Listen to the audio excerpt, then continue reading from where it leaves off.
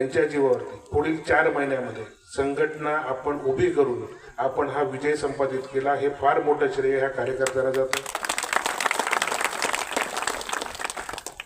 आणि खरोखरच मला या कार्यकर्त्यांचा अभिमान आहे की बारीक सारीक गोष्टीमध्ये आपल्याला भविष्यामध्ये सामावून घेतलं जाईल हे देखील सांगतो। काही संघटनात्मक बदल हे वरिष्ठ पातळीवरनं नक्कीच होणार आहे। त्यावेळी आपल्याला सर्वांना ज्याच्या त्याच्या मेरिटनुसार आपल्याला पद दिलं जाईल जेणेकरून संघटना वाढी करते। भविष्यात आपल्याला या मतदारसंघात असेल 100% शिवसेना दिसली पाहिजे। आता आमदार झाला आहे, खासदार महायुतीचा आहे।